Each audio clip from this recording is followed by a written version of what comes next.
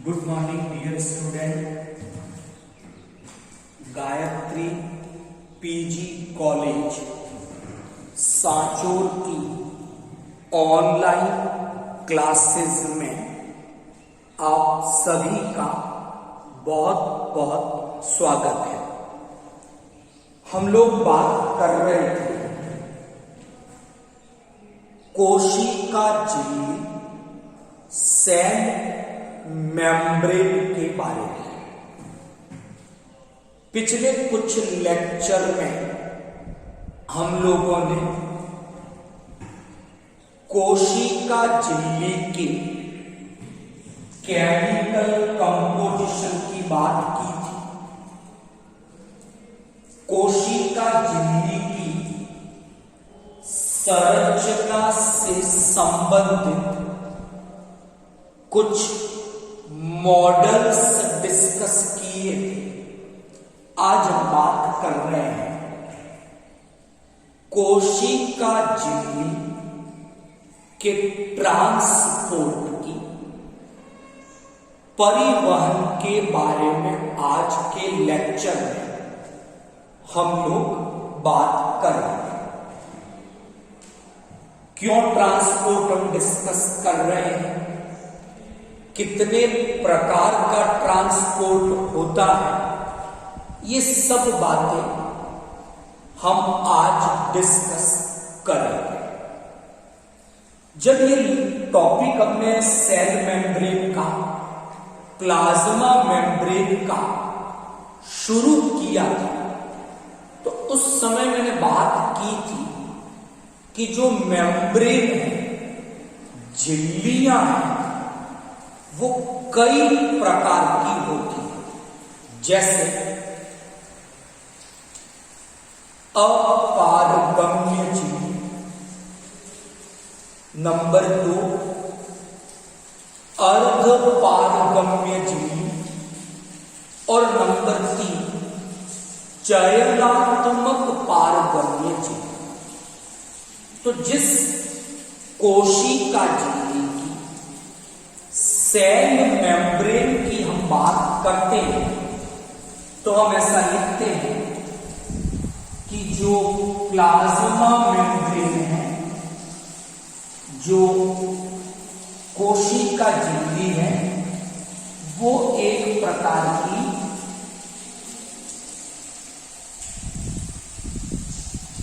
Selective permeable membrane है। यानी ये एक प्रकार की चयनात्मक पारगम्य झिल्ली। अब मतलब क्या निकलता है इसका, कि प्लाज्मा मेम्ब्रेन कोशिका झिल्ली क्या करती है, सेलेक्ट करती है, चयन करती है कि कौन से अणुओं अथवा आयनों का बाहर से कोशिका के भीतर प्रवेश होगा और कौन से अणुओं अथवा आयनों का कोशिका के भीतर से बाहर की ओर एक्सपोर्ट होगा, गमन होगा। और इस प्रकार कोशिका झिल्ली का ये जो सेलेक्टिव बिहेवियर है, चयनात्मक व्यवहार है, वो ये डिसाइड करता है, ये सुनिश्चित करता है कि कोशिका का आंतरिक रासायनिक वातावरण, इंटरनल केमिकल एनवायरनमेंट मेंटेन रहे। तो इस प्रकार जो कोशिका झिल्ली का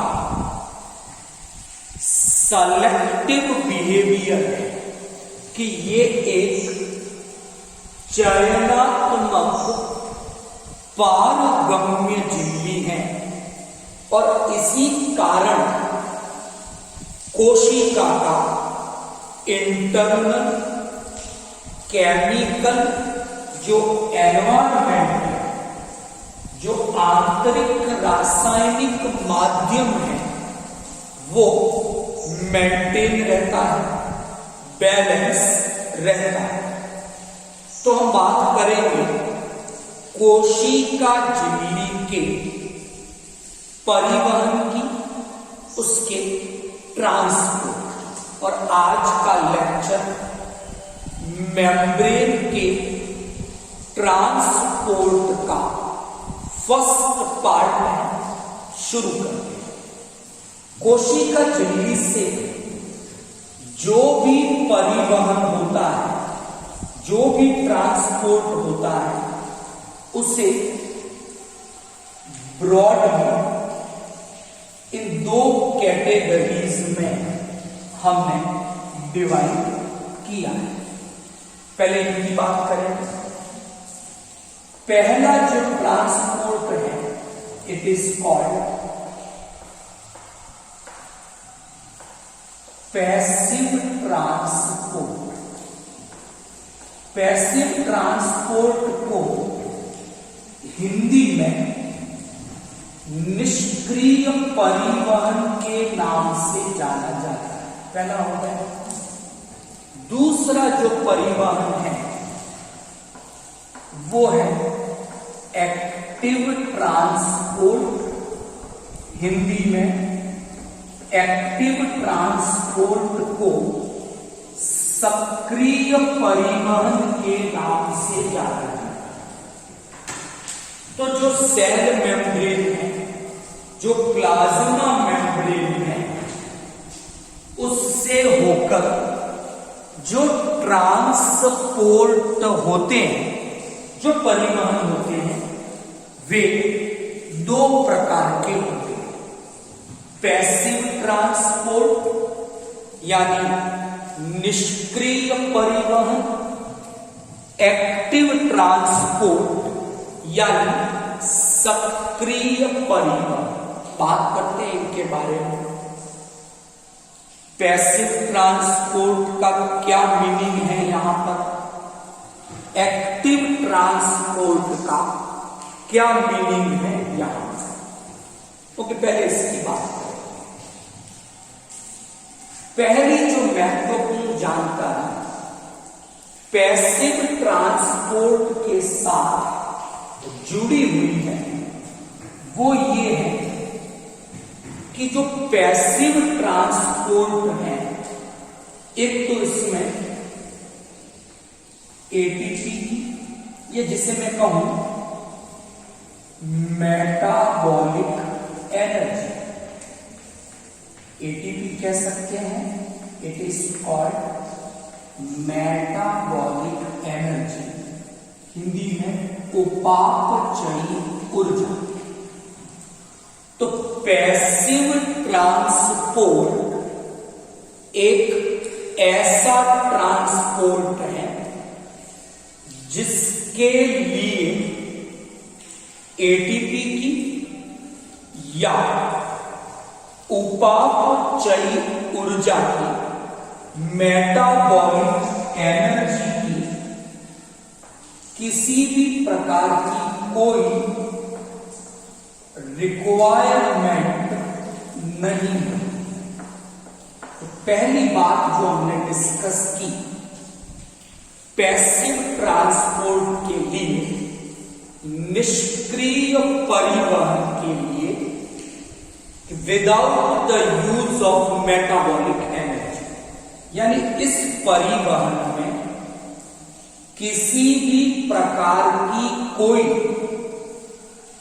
मेटाबॉलिक एनर्जी आवश्यक नहीं होती। तो बिना ऊर्जा के इस प्रकार का ये ट्रांसपोर्ट, ये परिवहन होता है। नंबर 2, दूसरी मैं बात करता हूं कि जो पैसिव ट्रांसपोर्ट है जिसकी हम बात कर रहे हैं, इसमें जब ट्रांसपोर्ट होगा from one side to other side, कि या तो आयन या मॉलिक्यूल कोशिका के बाहर से कोशिका के भीतर आएगा या अपोजिट डायरेक्शन में कोशिका के भीतर से बाहर चला जाएगा। तो जो पैसिव ट्रांसपोर्ट है ये हमेशा अकॉर्डिंग टू कंसंट्रेशन ग्रेडियंट के होगा। यानी क्या होगा, मैं इसको थोड़ा सा एक्सप्लेन करता हूं कि कोशिका के भीतर और कोशिका के बाहर जो मॉलिक्यूल्स हैं उनकी कंसंट्रेशन में, उनकी सांद्रता में अंतर है, डिफरेंसेस है। तो दोनों ओर अणुओं की सांद्रता में जो अंतर है उसके कारण एक सांद्रता प्रवणता विकसित होती है, जिसे अंग्रेजी में हम कंसंट्रेशन ग्रेडियंट के नाम से जानते हैं। तो जब भी हम निष्क्रिय परिवहन की बात करते हैं, पैसिव ट्रांसपोर्ट की बात करते हैं, तो इसमें परिवहन जो होगा वो इस सांद्रता प्रवणता के अनुरूप होगा, अकॉर्डिंग टू कंसंट्रेशन ग्रेडियंट। यानी अणुओं का गमन, ट्रांसपोर्ट हायर कंसंट्रेशन जो रीजन है जहां सांद्रता उच्च है, वहां से जहां सांद्रता निम्न है उस और ट्रांसपोर्ट होगा। तो यहां हमने सिंपल सी बात लिखी कि transport always according to concentration gradient. यानी जो परिवहन होगा वो हमेशा सांद्रता प्रवणता के अनुरूप होगा। Is that clear? तो ये जो ग्रेडियंट है, ये ग्रेडियंट कंसंट्रेशन की, ये ग्रेडियंट इलेक्ट्रो ग्रेडियंट हो सकता है, इस तरह से ये परिवहन होगा।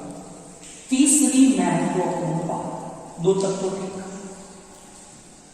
जो पैसिव ट्रांसपोर्ट है, निष्क्रिय परिवहन है, इस परिवहन में ट्रांसपोर्ट की प्रोसेस यानी परिवहन केवल उसी समय तक होगा जब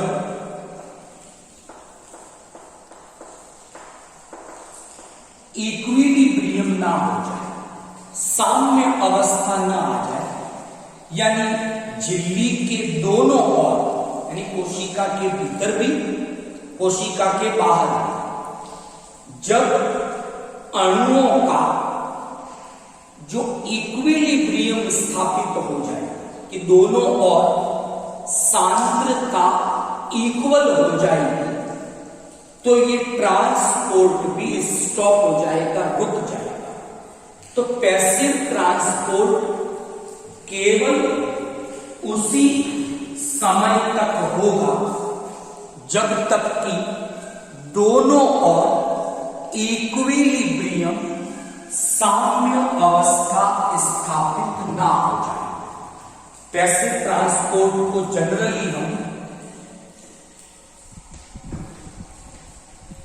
डाउन हिल ट्रांसपोर्ट के नाम से जानते हैं कि हम किसी पहाड़ की चोटी पर हैं और वहां से पानी को नीचे भेजना है, मान लो, तो आप बिना मोटर लगाए उस पानी को ऊपर से नीचे भेज सकते हैं।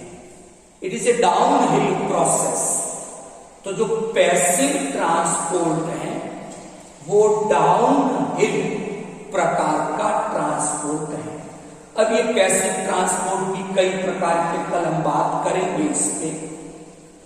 डिफ्यूजन है, विसरण की क्रिया की हम बात करेंगे, उसमें सिंपल डिफ्यूजन है, फैसिलिटेटेड डिफ्यूजन है, कौन से चैनल प्रोटीन, कौन से कैरियर प्रोटीन पैसिव ट्रांसपोर्ट में काम आते हैं, कल डिटेल डिस्कस करेंगे।